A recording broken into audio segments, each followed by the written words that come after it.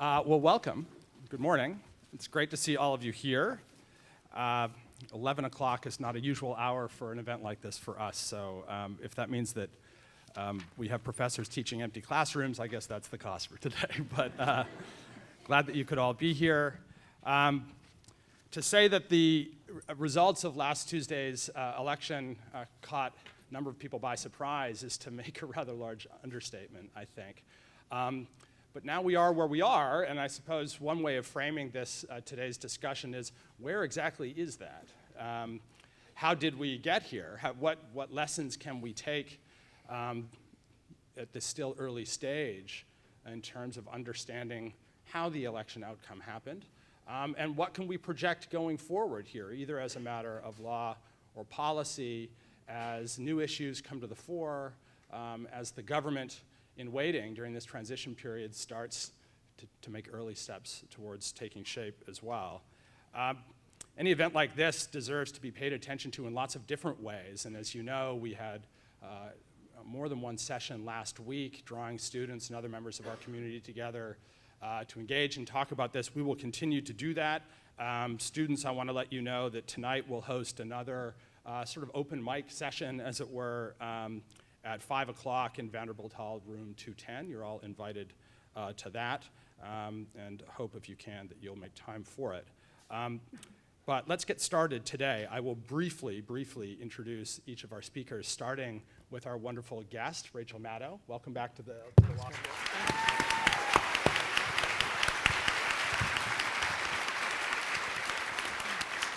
Rachel is well known to all of us, doesn't need an introduction. I'll say simply very briefly, as you know, she's a leading political analyst and host of The Rachel Maddow Show, sign that you've arrived. The show is named after you. She's received much praise and many awards for her in-depth analysis, debates, and coverage of key issues on her show. She received her bachelor's degree in public policy from Stanford, earned a doctorate in political science at Oxford, which she attended as a Rhodes. As a host of this major program, Rachel has been at least knee-deep, if not neck-deep, in the election for months, and we're really grateful to her that she's joined us this morning. To her right is Rick Pildes, known to all of you. He's a member of our faculty here. He is the Sudley Family Professor of Constitutional Law. Rick has deep expertise in a number of areas of public law, but of particular relevance here in the law of democracy. He and Sama Sakharov are really 2/3 of a 3-member team of legal academics who formed that field as an area of legal academic inquiry over the course of the last 2 decades. Rick also had a senior position as a legal advisor to the Obama campaign in both 2008 and 2012, and then was a senior advisor in Pennsylvania to the Clinton campaign as well, so brings a kind of inside the boiler room perspective for which we're very grateful. To Rick's right, our right, that is, your left, is Myrna Perez, the Deputy Director of the Brennan Center's Democracy Program, leader of the Center's Voting Rights and Elections Project. She is a sought-after authority and commentator, as well as advocate in these areas, published in lots of journalistic outlets like the New York Times and Wall Street Journal. Before joining the Brennan Center, Myrna was Civil Rights Fellow at Relman, Dane, and Colfax, and chaired the Election Law Committee of the New York Bar Association. We're really grateful, Myrna, that you could be with us this morning. And finally, at the opposite end here is Sama Sakharov, again, leading member of our faculty. He is the Reese Professor of Law. Sam, too, has broad and deep expertise in public law as well as some private law areas, and of particular relevance, again, here today, is his expertise in the law of democracy. He, too, served in a senior advisory capacity in the 2008 and 2012 Obama campaign, so brings both the scholarly and the as-applied expertise. So again, thanks to all of our panelists, and in this short hour, we'll try and get through as much as we can. Rachel, why don't I start with you and ask you the broadest question I can, which is, what's your take on what's happened? And what's happening? Yeah. Should I take this? Or I'll take that one. Yeah, great. How's that? There we go. I guess I feel like I'm not sure exactly what happened in terms of how we got here. And I'm willing to wait to figure it out properly. Last night on my show, I had one of the people who's thrown his hat into the ring to be the Democratic Party chairman, and he seems like a nice enough guy, so do a number of the other people who are considering running, but all I can think is, slow your roll. Like, if part of what the Democratic Party is going to do here is react in terms of how it builds itself for the future based on an understanding of what just happened, don't make that decision today. Figure it out for real, because what you're going to do next to adjust to whatever happened ought to be based in a real solid understanding of what happened and not a knee-jerk reaction to what just happened. So I'm willing to suspend judgment until we've got, I think, a more sober and less emotional take on diagnosing how we got here. I also think today on this stage we can get a lot more specific information than we've mostly had in the news in terms of what just happened. What I feel more urgently needs to be done, and what I feel more of a sense of urgency in terms of just figuring out what I think and what I expect, is what is the President Trump era now? The President-elect Trump era already has some real abnormalities in terms of political mores and expectations. And so I feel like electoral politics, I'm okay with taking a breather. Understanding the realm of what's possible in the presidency with somebody who is unmoored from a lot of the things that we have seen other presidents be constrained by, I feel a real urgency to do that right now. And so that's sort of mostly what I'm focused on. What's possible? I think very few people, including the Trump campaign, were prepared for him to be president. And now that he is, focus. Everybody focus. Rick? Well, I do agree that it would be a good thing for the Democratic Party to slow down a bit and try to really come to terms with what happened. But let me give you my perspective at the moment as to what I think is the key thing to focus on. And I'll put this in a provocative way.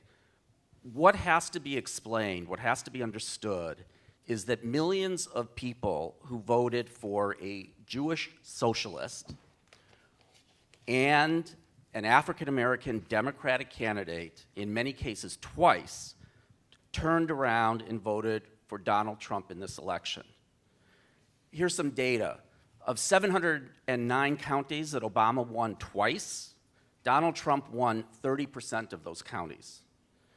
Of another 209 counties that Obama won once, Donald Trump won virtually every one of those counties this time.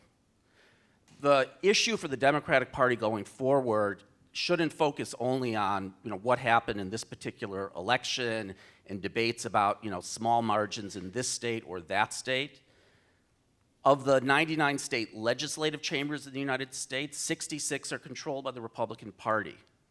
Of governorships, 34 are controlled by the Republican Party. Here's another statistic to give you perspective on California and New York and the coasts. Hillary Clinton won California, Manhattan, and Brooklyn by 3.7 million votes.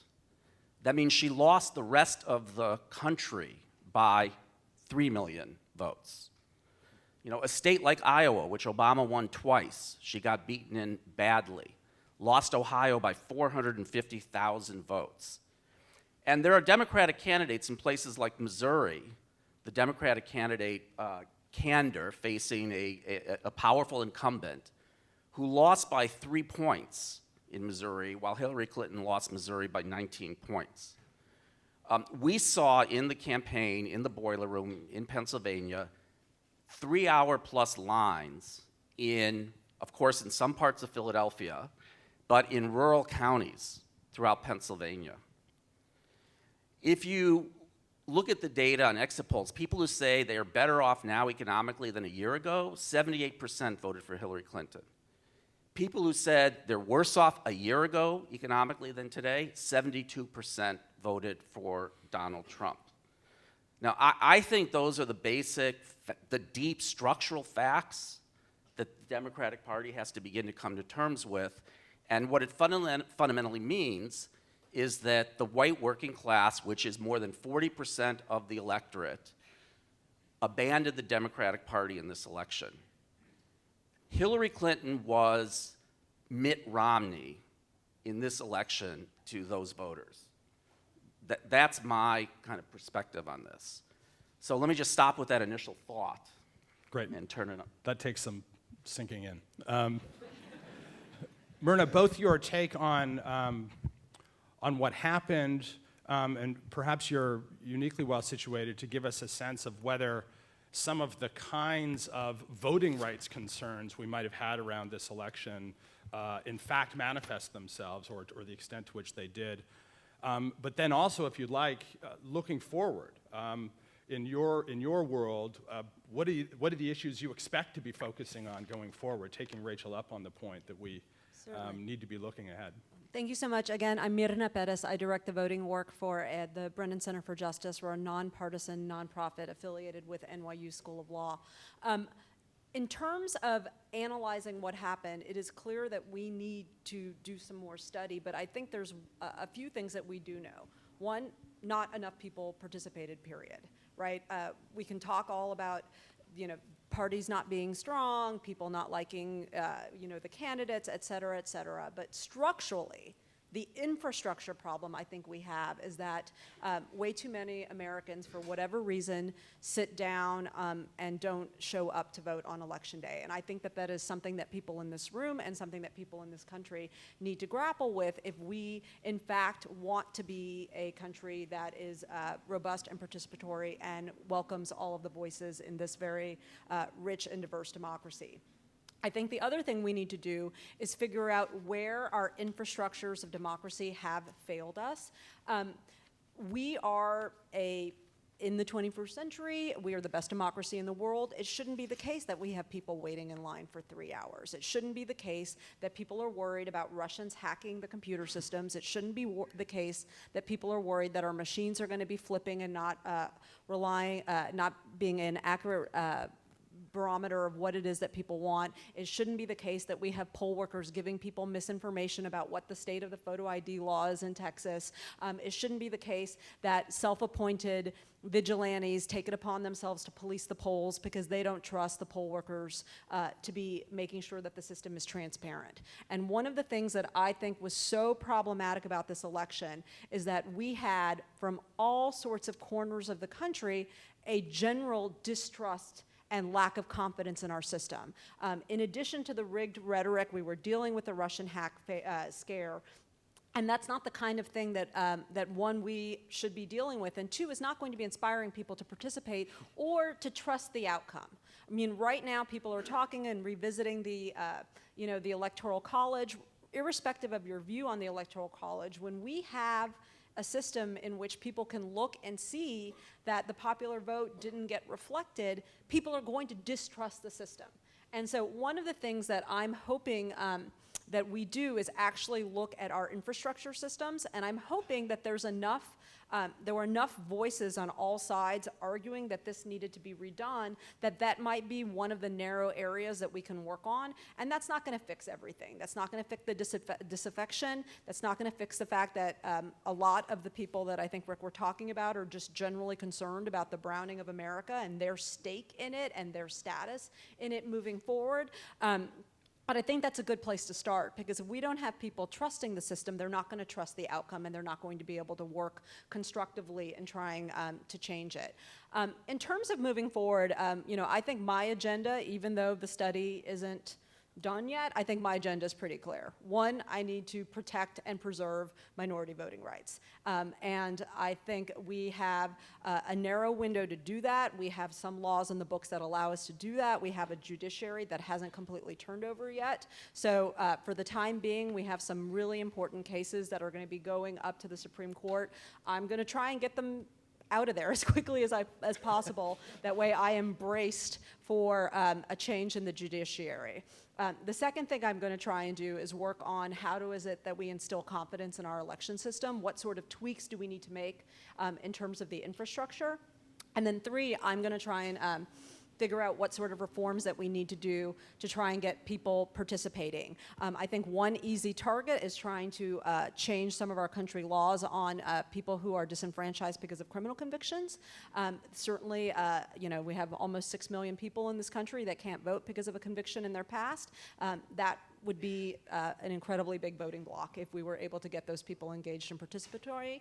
I also want us to have automatic registration such that some of the systems and some of the problems that happen on election day, so that people are not getting registered to vote, get resolved, so that the people that are staying home, it's not because no one tried to get them out, it's not because they had some sort of snafu, it's because they're actually making a political choice that I have an opportunity to try and unchange and get them to participate. Great, thank you. Sam, So I've heard you offer some thoughts on, among other things, how is Donald Trump possible? yeah. So my take on this is I'd like to focus on the institutional arrangements. Just a little closer. I'd like to focus on the institutional arrangements that make things possible or make changes possible. For the last almost 200 years, we've channeled our politics through the same two political parties, and these have been remarkably stable. We've had the same parties through Civil War, we've had the same parties through 2 world wars, through the Southern realignment after '68, and they have had the role of channeling candidates within a certain spectrum that is identifiable with that party, and also coordinating the activity of their successful candidates in the Congress so that we get legislation, we get governance. And what we saw this election more acutely, I think, than at any time since perhaps the 1890s and perhaps ever, is that there were outsiders to the parties who basically took them over, who found that they were shells that couldn't protect themselves. Donald Trump became a Republican on the eve of the presidential election campaign. Bernie Sanders may never have actually become a Democrat through the entire process, and may still not be a member of the Democratic Party. So how is that possible? And you start looking at how these parties were built historically. What did they control? They controlled money. We've taken that away with McCain-Feingold. Parties have a lot of trouble raising money. It's easier to raise money outside the parties. They used to control jobs. Well, we had civil service reforms. We took that away from them. They used to control the nomination process. We have now too much love of primaries and direct action by the citizens, and the parties can't control anything, right? Jeb Bush was going to win for sure, and only he didn't, and he didn't get anywhere. And so you have these outsiders who are able to take over, and there are consequences. One consequence is that there's nobody able to coordinate in the Congress anymore. So we talked about the dysfunctionality. People come to Congress, and 2 years later, they're running for president, right? Ted Cruz. Oh, and Barack Obama, right? And so, and they don't do anything while they're in Congress. They're running because they're running for president. That's a full-time job.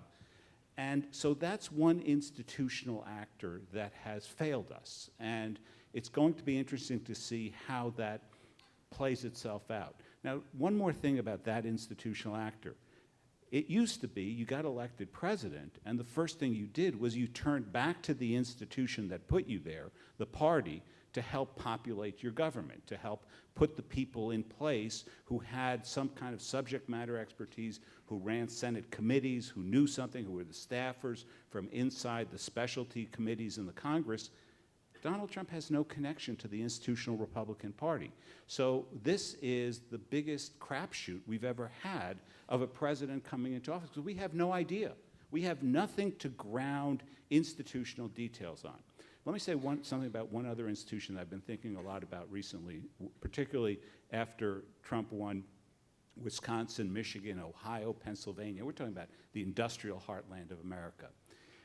For a long time, the white working class has been estranged from a lot of the cultural politics of the Democratic Party. But they were kept loyal to the party by one institution, and that was the trade unions. Our trade unions used to be based on the private sector. And the private sector unions resisted some of the cultural proclivities of the Democratic Party elite. So, for example, they were anti-immigration, or at least lukewarm on immigration for a long time. They were anti-trade, free trade. Now, that may or may not be positions you agree with, but for white workers facing deindustrialization, that was a voice that galvanized their concerns.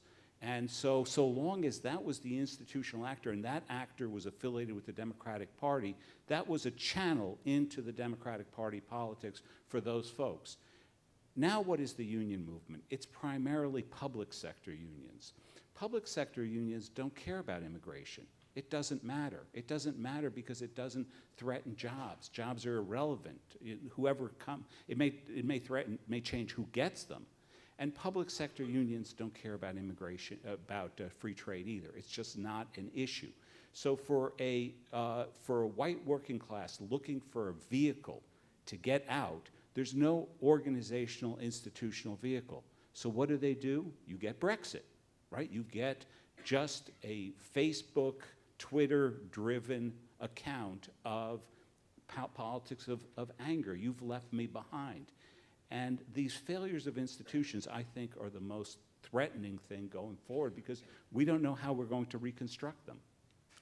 So on that theme, failure of institutions, of mediating institutions that organize in some way between the people and government, be it party or union, we sometimes speak of the media as a set of mediating institutions too, pardon the pun.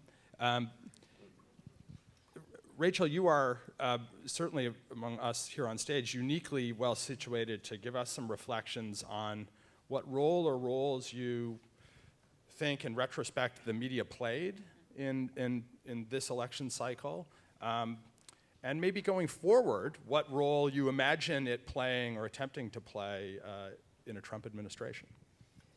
Yeah, in keeping with my personal resolution to stay focused in terms of what we've got to deal with now and what challenges are about to come to us as a country. One of the things that I've been thinking about is the weakness of the Fourth Estate, just the weakness of the media as an institution. And Trump himself has already been bragging on this a little bit when he was in he did a CBS interview on Sunday, and he was sort of gloating over the fact that the media was so weak. He said, yeah, nobody's ever been hit like me. To a certain extent, I mean, in talking editorial boards, he's right. I had a lot of fun this election season tracking the endorsement process from newspapers and magazines and seeing basically, like church newsletters pop up as the first endorsements for Trump, while all of these Republican papers who'd never endorsed a Democrat ever or all started endorsing Clinton. And Trump rightfully is gloating over that. Yeah, they threw everything they had at me, and who cares? He's right about that to a certain extent, to a great extent. I also think that he's aggressively hostile to the media in a way that he's getting rewarded for. Like the reason they would do the performative turning around and 2 minutes of hate at the media at his rallies is because the crowd loved it and came to expect it and enjoyed it. And that's something that I think he's a gut level politician, and he likes taking feedback from the immediate response he gets from a crowd on something. He likes that. I think if he tries to change the libel law structure in this country, he'll have a hard time. But I also think that there's a reason with the libel laws that we have in this country. He's filed a lot of libel lawsuits. He has, over the course of his life in business and public life, he has found those to be fun and effective and remunerative. And he's brought onto his transition team the PayPal guy, who's most famous in addition for being the PayPal guy and for being a guy who wants to invent a floating city-state made of shipping containers. He's the guy who sort of pioneered, he didn't invent it, but he most effectively used a legal strategy to bankrupt a media outlet that he had a vendetta against through sheer force of financial domination. So what Peter Thiel did to Gawker was interesting. Peter Thiel doing that to Gawker and that getting the attention of Donald Trump and Trump bringing him into his administration, that's something else. And so the weakness of the media, not just in influence, but the weakness of the media as a business is something that I'm concerned about, not just because that's where I get paid, but because I think we're really going to need a strong Fourth Estate. And when Trump goes after the New York Times 2 days after he's elected and says they're losing thousands of subscribers, everybody's like, hey, don't pick on the New York Times. That's a petty thing for you to do. You've just been elected leader of the free world. But you know what? He's right. Times does have financial challenges. You know, if you work in a local media market, you're getting paid $19,000 a year if you're the afternoon anchor. If we are asking people to access media sources right now basically by algorithm, right, so that the top Google search result on the election results says that Donald Trump won the popular vote because it's something, you know, from some Macedonian teenager, right, who's figured out a way to put in fake pro-Trump news and have it get American hits and then get the Google ad dollars for it, and it goes a long way in Macedonia. Well, that's great. But if that's going to be the way we curate our media now, it's you know, it's like taking a drink out of a puddle. Sometimes it's fine. You know? Look at my dog. He's very happy with that strategy. But that is what we're doing. That's the editing structure we've got right now in terms of the way that Facebook in particular has decided to give up the curation of news. There's a connection between that kind of deinstitutionalization of how news happens that enables the Macedonian teenager to be the source of so-called fact, and there seems to be a connection between that and just the kind of populism that drove the Trump campaign itself. Rick, your views on how we should think about that populism and its connection to how we should think about direct voter participation in the selection of candidates in the first place through the primary system. So let me start by following up on Rachel's comment. You know, one way to understand the communications and technological revolution, the information revolution that we've gone through, is that it is undermining the authority of all sorts of institutional spaces, whether it's the traditional media, whether it's the political parties, whether it's even, you know, academic institutions. The ability of individuals to bypass all of the institutional structures and reach directly out to a potential constituency has been enhanced tremendously by this, and it's really disempowering a lot of institutional environments. Now, in the politics arena, one of the things that enables not just Donald Trump, but Ted Cruz in his first year in the Senate, Liz Warren in her first year in the Senate, these were two of the most powerful political figures in the United States in their first year in the US Senate. That would never have been possible 25 years ago. What makes it possible? Number one, they can reach their constituency through social media, a national constituency, as Trump did with Twitter, and they can raise money through a national constituency and bypass all of the traditional processes and procedures and hierarchy and seniority that would have led even someone like a Lyndon Johnson to have to bide his time, no matter how powerful a figure he ultimately became. Now, I think we celebrate this in many ways, but I also think this reality is going to and has been fueling forces of populism, if you want to call them, on the left and the right, and also polarization and extremism. So if you think about small donor campaign finance programs, for example, you know, this is an idea that is celebrated among the reformist community right now. But if you stop and think, and if you actually look at the data we have, who do you think will be the most effective people nationally in raising small donations from millions of people? Do you think it's going to be the moderists, centrists, Claire McCaskill figures, or do you think it's going to be the Ted Cruzes, the Liz Warrens, the Donald Trumps? Now, going back to Sam's point, these are technological transformations that they just exist and we can't unravel them. But we have also done things through institutional and legal changes that facilitate all of this as well. So for example, I'm sure most of you don't appreciate that most countries do not use primary elections to choose their nominees for the chief executive. And we in the United States only created the system we now use in the mid-1970s.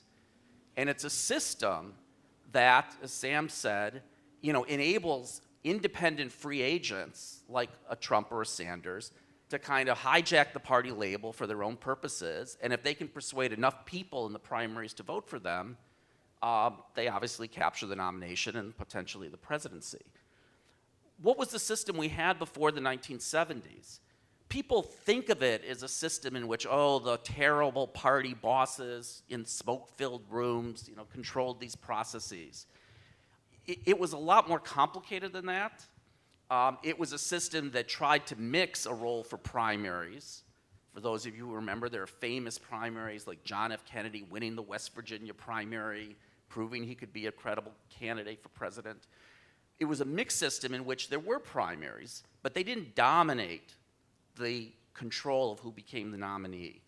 There was also a very significant role for the party figures, not in Washington, but the party figures throughout the country in these conventions. And we've eliminated that. So the forces of populism that Is are... the last vestige of that superdelegates in the? So Or the no? Democratic Party actually realized or thought it had maybe made a mistake in going this far. It's a course correction. It was a really. course correction after Jimmy Carter was slaughtered in 1980.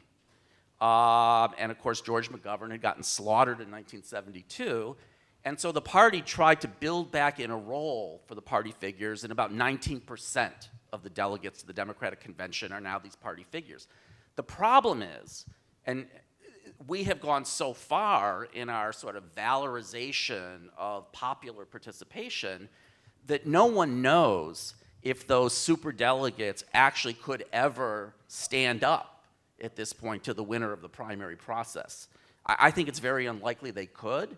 So they exist as a matter of formality. I mean, they've never spoken up in that capacity. They've never resisted the winner of the popular primaries, and I think they would find it very hard to do it. And by the way, of course, there's a lot of movement, especially on the Democratic side, to get rid of them, led by Bernie Sanders, among others. The other backstory with the superdelegates, though, is it's an effort to ensure that minorities have an outsized stake in the Democratic Party process. Honestly, it's an affirmative action element to try to say that we're going to take party leaders from minority districts and from places that are safe Democratic districts, and we're not going to disadvantage them by the fact that they're in a packed district where it's 100% Democratic vote. We're going to make sure that we've got leadership from various minority communities that are important to the Democratic establishment. And that's why Sanders taking a stand against superdelegates had a racial component too, especially after he was slaughtered in the South and lost every African-American majority Democratic primary. So you end up with, internal Democratic politics around this thing are something that a lot of people in Democratic politics do not want to make overt, because that's an ugly fight between Bernie Sanders with his basically all-white electorate and the party that he was taking on to change so that he would have a better chance next time. Myrna, do you want to weigh in on this? Right. Well, I wanted to more touch on something that was earlier in both what Rachel and Rick just said. I mean, one of the things that I think we need to grapple with is, on one hand, folks that look at the state of the media, recognize the financial trouble, they recognize that there's all sorts of competition, they recognize that there's more than 3 news channels, but I think it's hard to ignore the fact that, at least the elite media was part of the elite that those who were disaffected in voting for Trump were railing against. Yeah. So this was part of a power structure that they enjoyed, giving the thumb to, and they enjoyed being able to be. I don't think it was the thumb, but. Well, it's a one finger.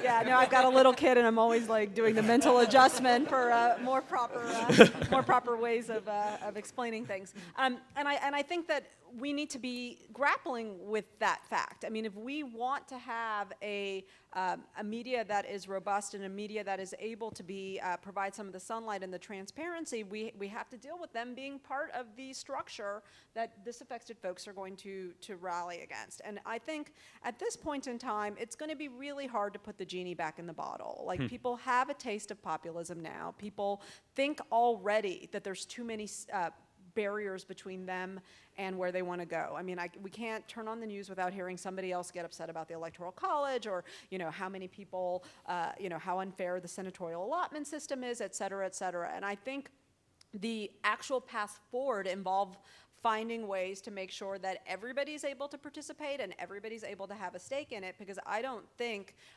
it's going to be politically palatable to be able to be more of a system where we had more barriers between voters and the ballot box. I think that is something that's going to get a lot of resistance, and I think the only way forward is to figure out how it is that we make sure that minority votes and minority voters have a voice that is respected and that is protected, that we have strong courts that protect minority rights, and that we have a system of electing people that people think that is fair.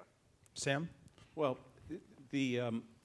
look, I'm an American lawyer, I'm an American constitutional lawyer, so obviously the most important issues in life are American constitutional law issues, because that's what I can address.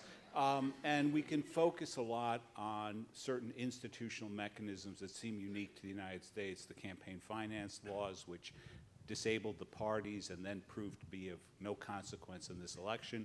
Trump ran the cheapest campaign since McCain. He may have made money, actually. Wildly outspent and won. And Twitter has changed things, all this. But for me, if you open the gaze a little bit, it turns out that we see parallel developments around the world in all democracies. We see, for example, we're going to have elections in Netherlands, and the two stable leading Dutch parties of the post-war period, between them are going to be lucky to get 40%. In France, you've seen the same upheaval. Merkel is basically just barely holding on in Germany. You have populist insurrectionary parties that are taking over in Rome, and then to their shock, they win, and then they have to actually run the city. It's life is hell, right?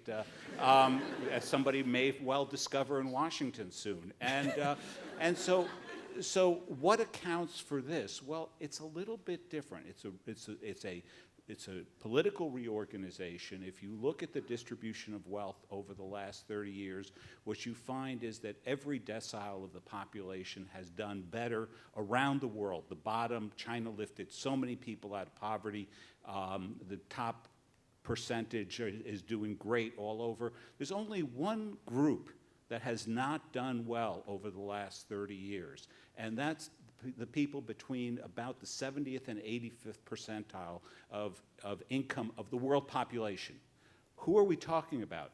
We're talking about the industrial working classes of the major democracies, and they have turned against their institutions. Part of it is the Robert Putnam phenomenon of bowling alone. Part of it is the general disaffection from institutions. But when they move out and the technology allows it, you have a political upheaval which looks, at a certain level of generalization, looks very much like what's going on in the United States.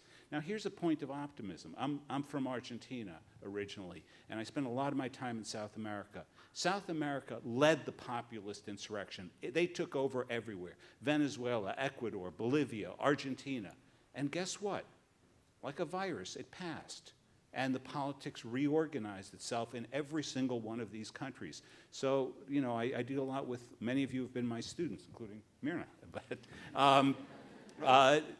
But you get to see that these things have cycles to them. History doesn't just move in one direction.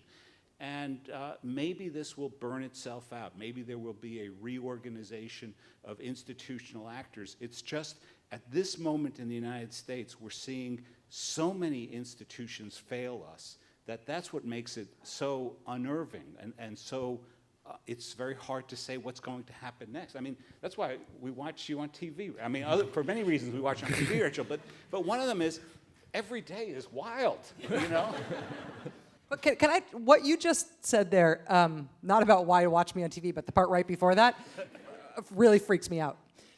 Because if you think about the actual folks who we have just put in Washington, they don't have policy solutions in mind. They don't even have policy hopes in mind to address the concerns of the people who voted for them, especially as you laid out, Rick.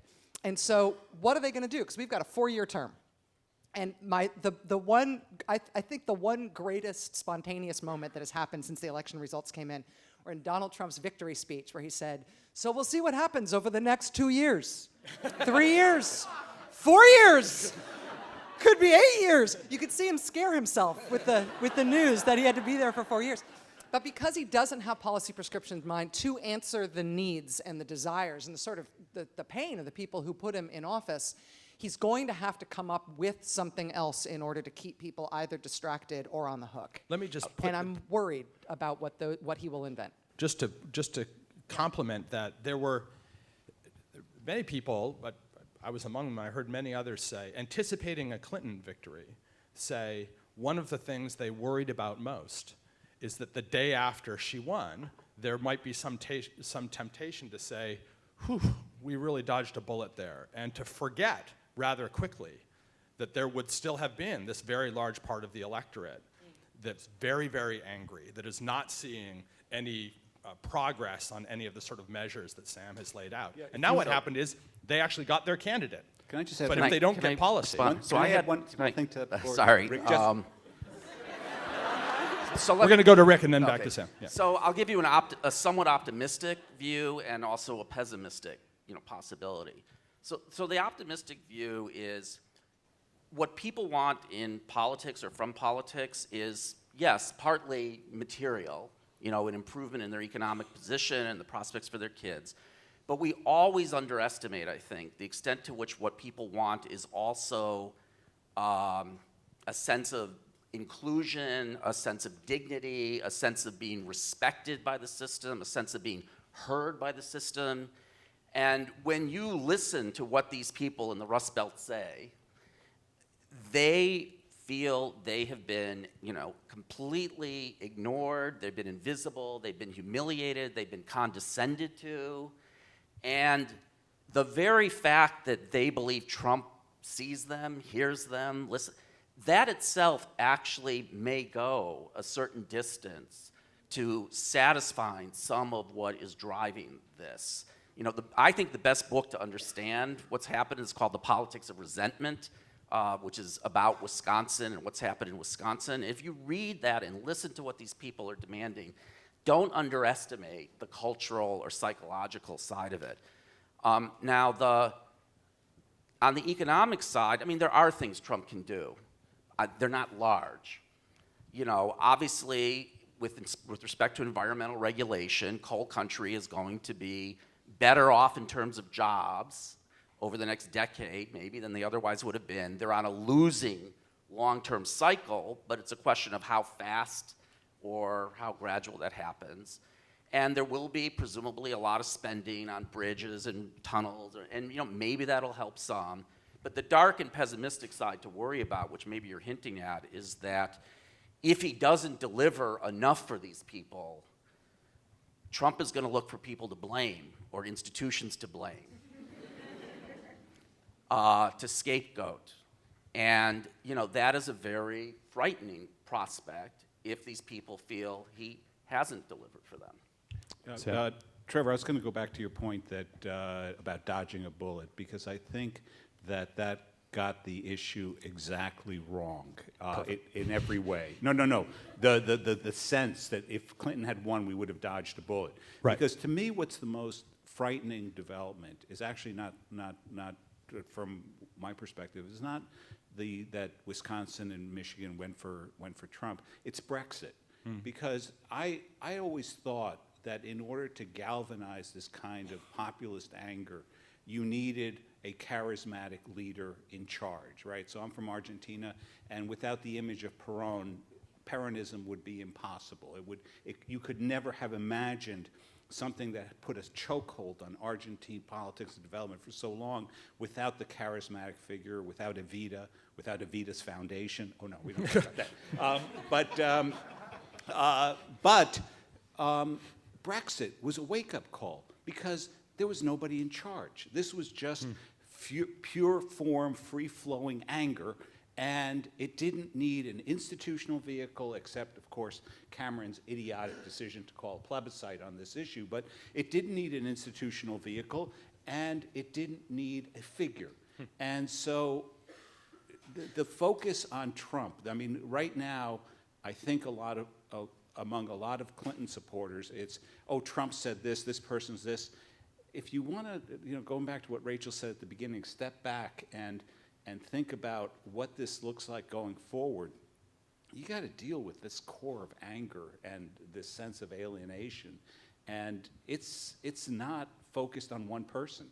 I want to come to Myrna, but then let me just say to everyone after Myrna, maybe we can take the last 10 minutes to return to Rachel's urging that we look forward. Would love thoughts on how will checks and balances within the federal government operate? Will they operate? And maybe a thought on the court.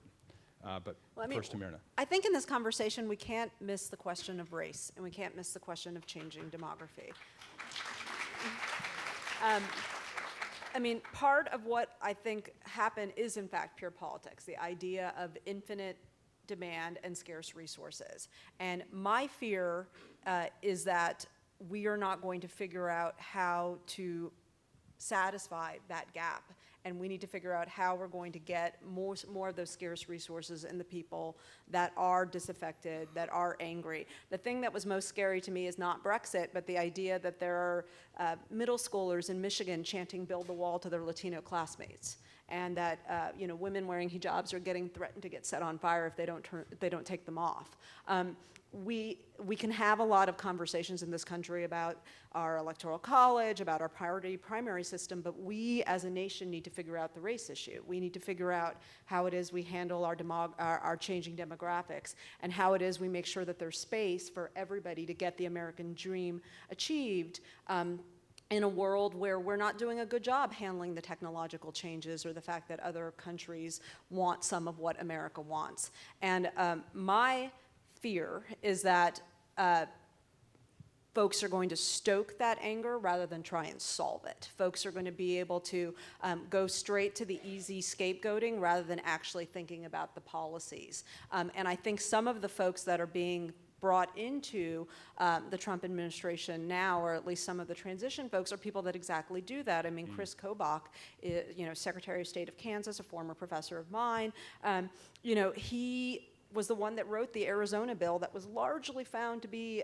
illegal and unconstitutional, and yet he was brought in to be one of the transition folks on immigration. He wrote Hazleton too, and they brought in the Hazleton mayor as part of the transition. It's like, it's folks that have been rejected, folks that have been repudiated, folks that we have said this is not our values, this is not consistent with our understanding of democracy and our understanding of the Constitution. Instead of saying those guys are pariahs that don't know what they're talking about and we're going to bring in some other folks, we're bringing them back.